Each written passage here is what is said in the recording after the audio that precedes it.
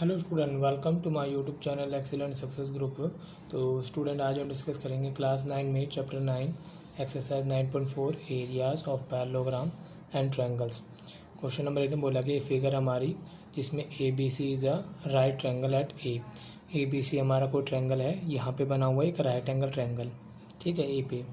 फिर आगे बोला गया है B C E D A C F G A B N are ABMN are square on the side BC, CA, AB respectively, यानी BCED BCED ये हमारा क्या है, स्क्वायर है।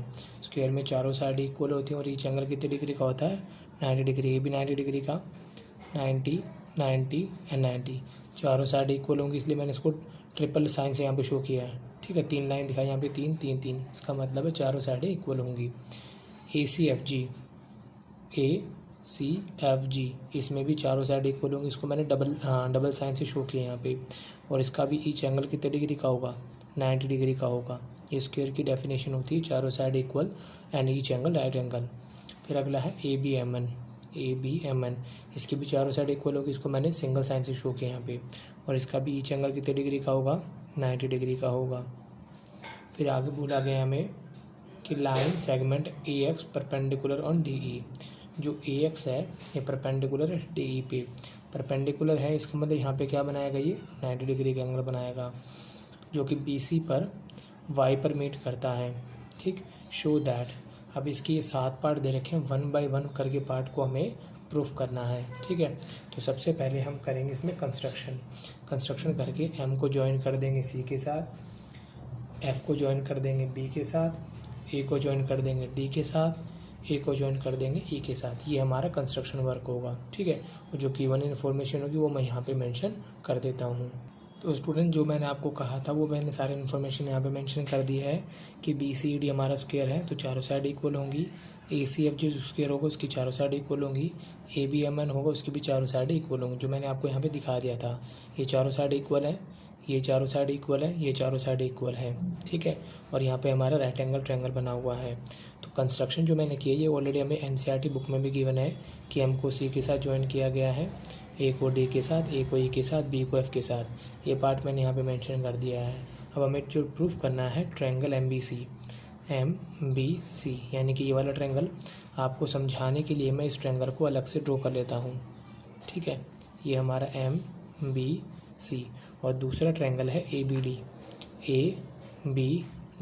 यानी कि ये वाला ट्रायंगल, ठीक है। इसको भी मैं अलग से यहाँ पे ड्रॉ कर लेता हूँ। ये हमारा ट्रायंगल कुछ ऐसे बना हुआ है, ये A है, ये B है और ये D है। अगर स्टूडेंट आप अगर इस क्वेश्चन को ध्यान से देखें तो ट्रायंगल हमारा MBC, ठीक है, MBC। देखो ये राइट एंगल ट्रायंगल है हमारा, ये जो एंगल है जिसका नाम है ABC, ये अगर दोनों को जोड़ दूंगा तो क्या बन जाएगा, MBC। इसी तरीके से हमारा जो एंगल है ABD, दोनों को कॉन्ग्रुएंट करना है। तो कॉन्ग्रुएंट करने के या तो हम इनकी तीनों कॉरेस्पॉन्डिंग साइड को इक्वल कर दें, कॉन्ग्रुएंट हो जाएगा।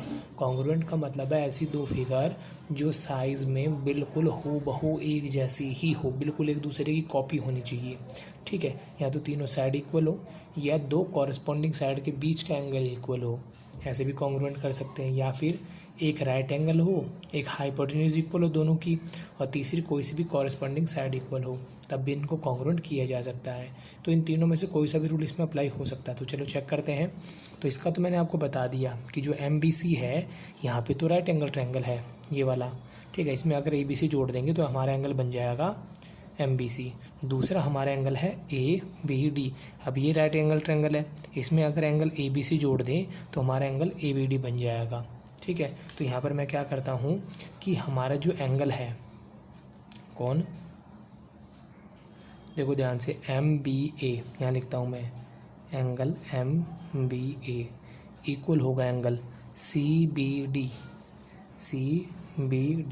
दोनों कितने डिग्री के हैं, 90 डिग्री के हैं, इस वजह से इक्वल है।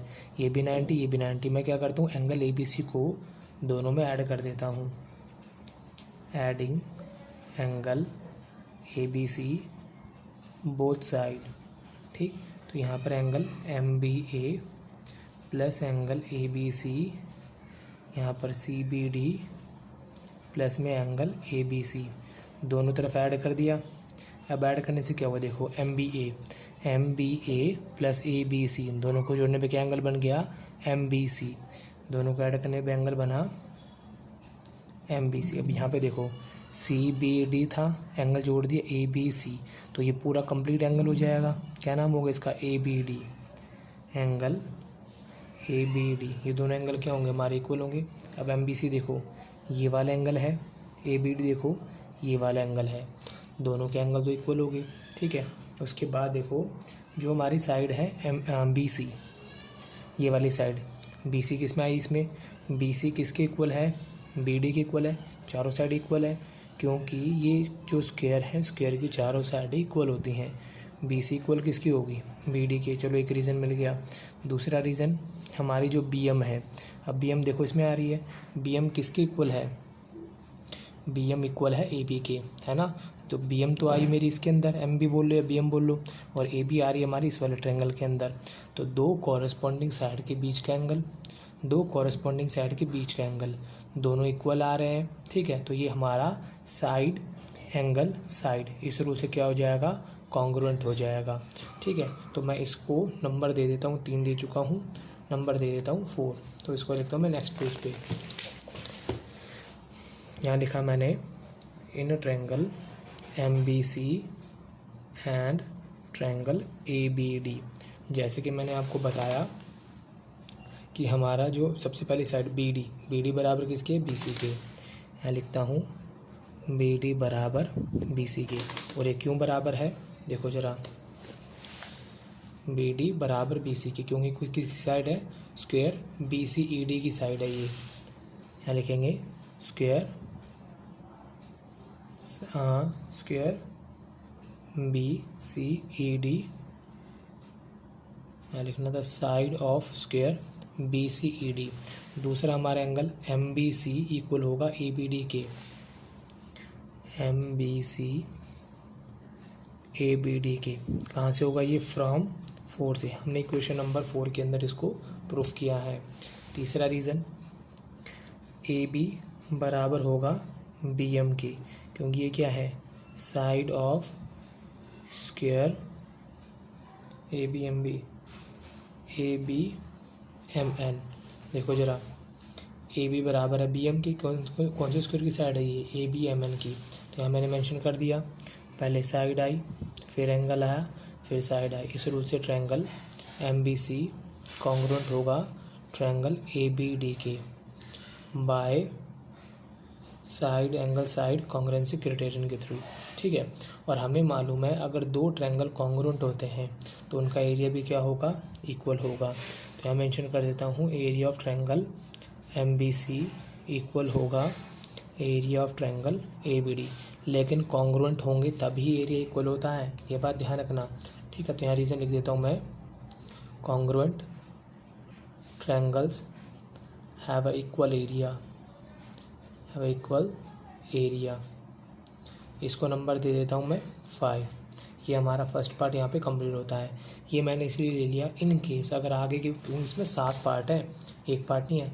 आगे किसी भी केस के अंदर अगर इसका यूज़ हुआ तो हम आगे कर लेंगे। तो यहाँ पर हमारा फर्स्ट पार्ट कंप्लीट होता है। अब हम डिस्कस करेंगे इसका सेकंड पार्ट। तो स्टूडेंट सेकंड पार्ट मैंने यहाँ पे नोट कर लिया है कि BYXD इक्वल है 2 टाइम्स ऑफ एरिया MBC के, ठीक है। BYXD कौन सा है, देखो ये वाला BYXD। अब ध्यान से देखें तो हमारी जो ये लाइन थी BD, B और D, ये ऑलरेडी यहाँ पे क्या बनाती है, परपेंडिकुलर बनाती है। और हमें क्वेश्चन में गिवन था कि जो YX है ये भी इस पर क्या बनाती है, परपेंडिकुलर बनाती है। अगर दो परपेंडिकुलर लाइन को एक ही बेस पे बनाया जाए तो दोनों लाइनें क्या होंगी, पैरेलल होंगी, दोनों लाइनें पैरेलल होंगी। तो यहाँ लिखता हूँ मैं, हमें क्वेश्चन में गिवन था XY परपेंडिकुलर ऑन DE, जिसकी वजह से एंगल BDX इक्वल होगा एंगल YXD के, दोनों क्या है, 90 डिग्री है। Draw perpendicular on same line, therefore BD parallel होगा XY की। ये दोनों लाइन एक दूसरे के पैरेलल हो जाएगी। और हमें क्वेश्चन में गिवन था कि ये हमारा BCED एक स्क्वायर है, तो स्क्वायर में अपोजिट साइड क्या होती हैं, पैरेलल होती हैं। BC पैरेलल होगा DE के, और पैरेलल लाइन को छोटा या बड़ा कर देने से फ़र्क नहीं पड़ता। ये दोनों लाइनें पैरेलल हैं, तो BY also parallel to DX। ये छोटी सी लाइन इस छोटी सी लाइन के भी पैरेलल होगी, क्योंकि पूरी लाइन के पैरेलल है, तो इतनी लाइन इसके भी पैरेलल होगी। पैरेलल का मतलब है दो ऐसी लाइनें जो कभी एक दूसरे को इंटरसेक्ट ना करें सिवाय इन्फिनिटी पॉइंट के। दोनों एक दूसरे को कभी इंटरसेक्ट नहीं करती हैं, जिसकी वजह से BY पैरेलल होगा DX के। अगर हम प्रूफ कर देते हैं कि कोई दो लाइनें हैं जो कि पैरेलल हैं, इन दो लाइनों को कोई दूसरी दो लाइनें और पैरेलल पास होती हैं इस तरीके से, ठीक है। दो पैरेलल लाइनें थी पहले ये वाली, इनको दो पैरेलल इंटरसेक्ट करती है, तो बनने वाली जो बीच में फिगर होगी ये क्या होगा, एक पैरेललोग्राम होगा। क्लियर है? तो यहाँ पे मैं मेंशन कर देता हूँ, हमारा पैरेललोग्राम होगा कौन, BYXD। क्यों? क्योंकि हमारी ये दोनों लाइनें पैरेलल हैं और ये दोनों लाइनें पैरेलल हैं, तो बनने वाली फिगर क्या होगी, पैरेललोग्राम होगी। इसके पीछे का रीज़न मैं यहाँ पे मेंशन कर देता हूँ। तो स्टूडेंट मैंने यहाँ पे मेंशन कर दिया है कि हमारा पैरेललोग्राम होगा क्योंकि two pair of opposite side of a quadrilateral.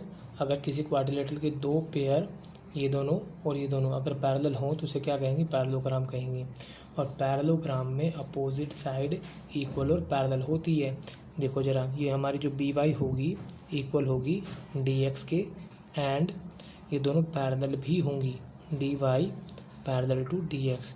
इसी तरीके से BD जो है वो इक्वल होगा XY के, एंड BD पैरेलल होगा XY के, ठीक है, क्योंकि opposite side of a parallelogram equal and parallel. इसको इक्वेशन नंबर दे देते हैं हम 6। जैसे मैंने इसको किया है BYXD को, देखो ज़रा, BYXD अगर ये हमारा पैरेललोग्राम है तो जो उसका रिमेनिंग पार्ट है YCEX, ये भी सेम टू सेम हम इस तरीके से प्रूफ कर सकते हैं, ये भी क्या होगा, एक पैरेललोग्राम होगा। तो यहाँ पे मैं लिख देता हूँ, सिमिलरली YCEX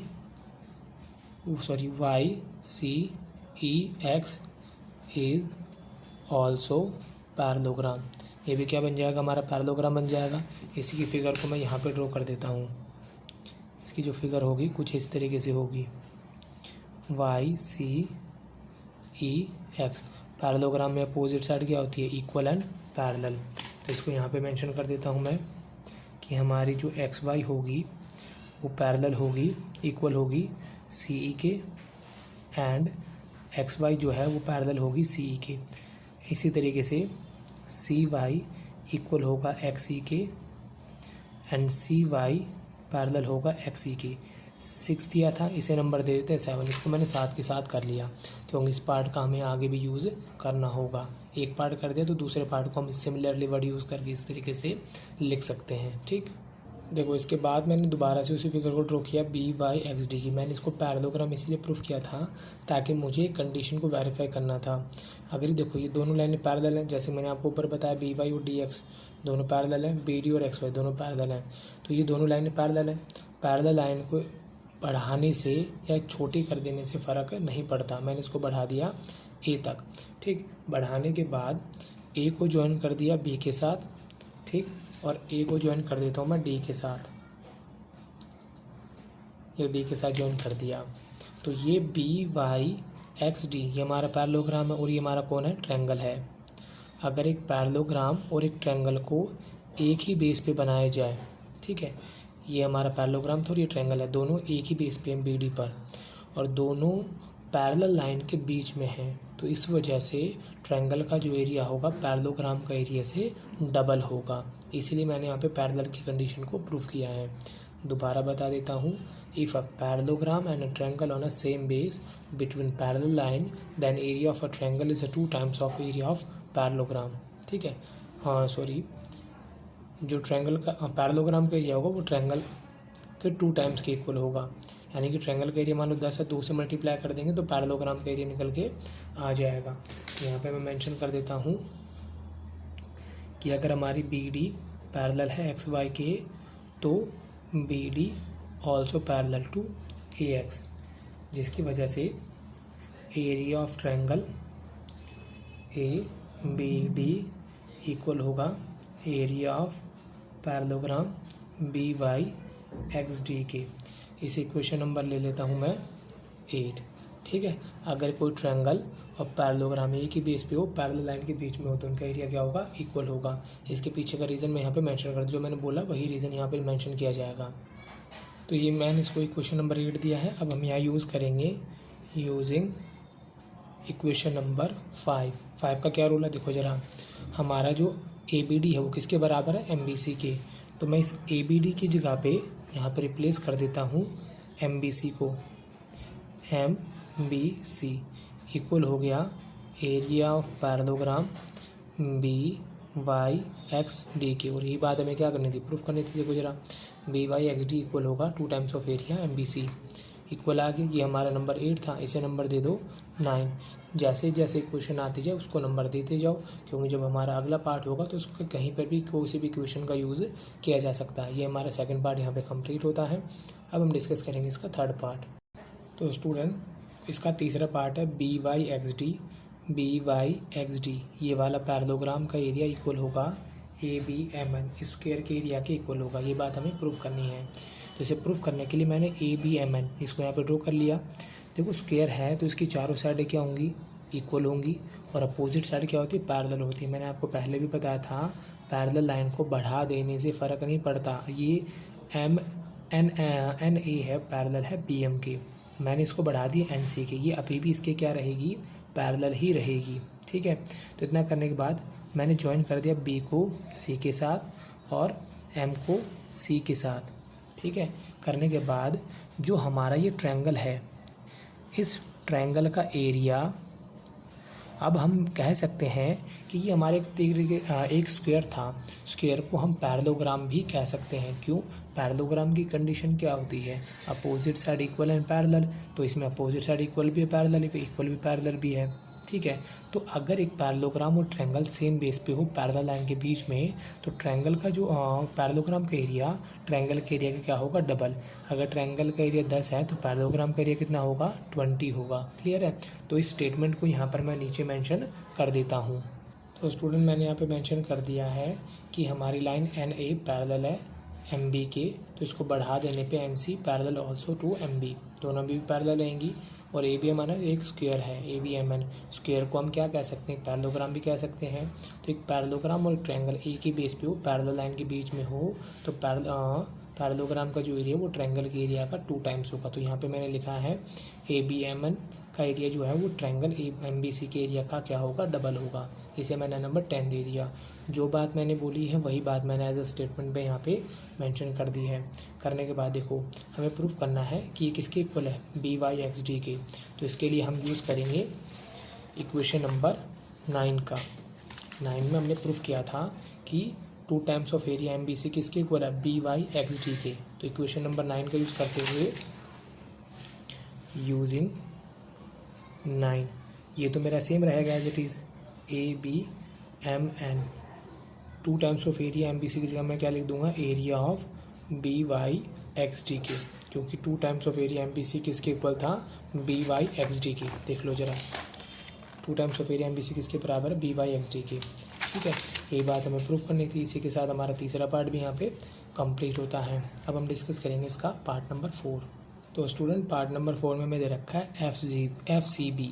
ठीक है, आपको ओरिजिनल फिगर में से पहले ओरिजिनल में दिखाया था क्या फिगर बनती है इसकी, F C B. F C B यानी कि ये वाला ट्रायंगल है। दूसरा ए सी ई ये वाला ट्रायंगल है। ठीक है, ओरिजिनल फिगर में इसको देखने में थोड़ी कॉम्प्लिकेशन हो रही थी, तो मैंने इसको दोबारा से यहाँ पे ड्रॉ किया है। हमारा ट्रायंगल है पहला एफ सी बी यानी कि जो मैंने रेड कलर से डार्क किया है, दूसरा ए सी ई ये वाला। ठीक है, इसको मैंने ब्लैक रंग से डार्क किया है। दोनों को कॉन्ग्रुएंट करना है, जैसे हमने पार्ट नंबर 1 किया था बिल्कुल सेम टू सेम उसी तरीके से इसको हमें सॉल्व करना होगा। देखो ज़रा, हमारा ए सी एफ जी ये एक स्क्वायर है। स्क्वायर में ईच एंगल कितने डिग्री का होता है, 90 का, 90 का एंड 90 का। दूसरा हमारा बी सी ई डी ये भी क्या एक स्क्वायर है, इसमें भी ईच एंगल कितने डिग्री का होगा, 90 डिग्री का होगा। तो हमें इन दोनों को कॉन्ग्रुएंट करना है। तो दोनों की अगर मैं फिगर ड्रॉ करूँ सेपरेटली तो कुछ इस तरीके से बनती है। पहले की फिगर तो ये बनी BCF, और दूसरे की जो फिगर है हमारी वो कुछ इस तरीके से बनती है, ये वाली फिगर है, ठीक है। इसका नाम है ACE, ठीक। अब यहाँ पर देखो इन दोनों के बीच में जो है वो ACB आ रहा है। तो हमने पार्ट नंबर 1 में क्या बिल्कुल सिमिलरली वैसे ही करना है कि एंगल FCA इक्वल होगा एंगल BCE के। क्यों, दोनों कितने डिग्री के हैं, 90 डिग्री के हैं। इनके बीच में एंगल आ रहा है ACB, मैं दोनों के अंदर ऐड कर देता हूँ, adding angle ACB both side, ठीक है। तो यहाँ लिखा मैंने angle FCA plus angle ACB is equal to angle BCE plus angle ACB।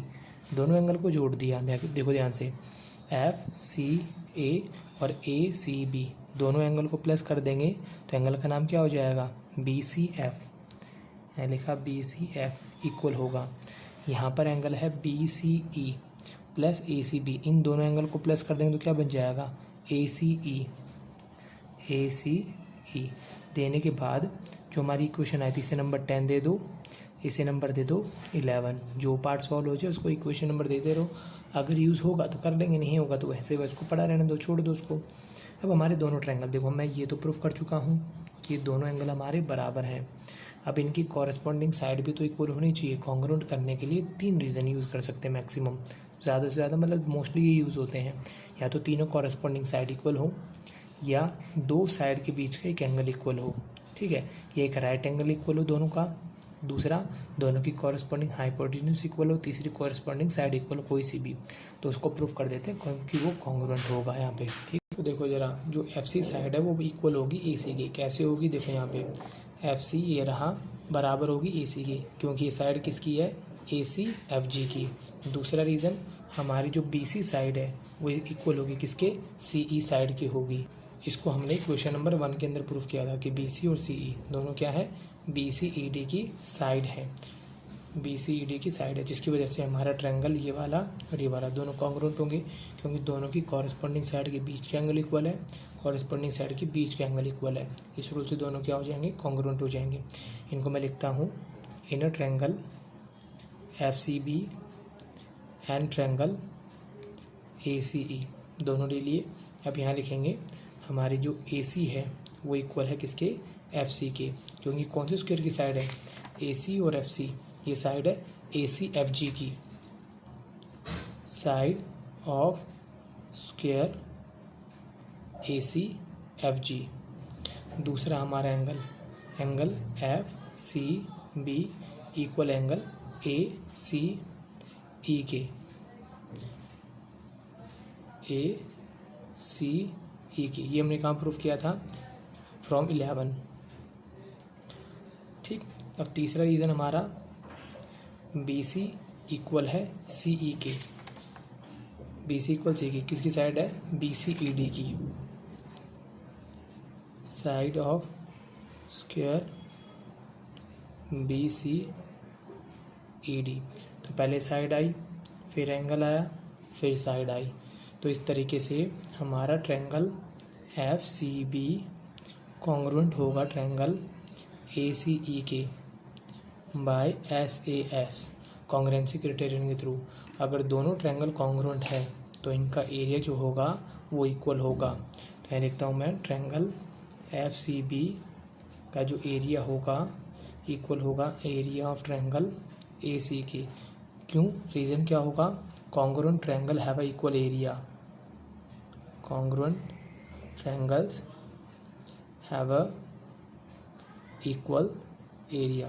Congruent है इस वजह से इनका एरिया इक्वल हो। कॉन्ग्रुएंट का मतलब होता है दो ऐसी फिगर जो बिल्कुल हूबहू एक जैसी है, जिनका साइज़ भी सेम होगा, कॉरेस्पॉन्डिंग साइड भी इक्वल होगी, कॉरेस्पॉन्डिंग एंगल भी इक्वल होंगे। अगर दोनों बिल्कुल एक दूसरे की कॉपी है तो उनका एरिया भी क्या होगा, इक्वल ही होगा। इक्वेशन नंबर 11 थी, इसे नंबर दे दो 12। ये हमारा 4th पार्ट यहाँ पे कंप्लीट होता है। अब डिस्कस करेंगे इसका 5th पार्ट। तो स्टूडेंट, पार्ट नंबर 5 में बोला गया है CYXE इक्वल होगा 2 टाइम्स ऑफ एरिया FCB के। ठीक है, यानी कि CYXE इस वाले क्वाड्रिलेटरल की बात हो रही है। देखो मैंने इसको आपको पहले ही प्रूफ कराया था, जब मैंने आपको प्रूफ करवाया था कि BCXD एक पैरेललोग्राम है, तब मैंने लिखवाया था कि सिमिलरली CYXE भी क्या होगा, एक पैरेललोग्राम होगा। देखो जरा ये रहा, या तो आप इसे YCEX बोल लो या CYXE बोल लो, एक ही बात है तो ये पैरेललोग्राम। मैंने आपको प्रूफ करवा दिया था फ्रॉम 7 के अंदर कि ये क्या है, कि पैरेललोग्राम है। ठीक है, तो यहाँ लिखता हूँ मैं फ्रॉम 7 CY, हाँ ये एक्स है यहाँ पे, देखो CYXE इज़ अ पैरेललोग्राम।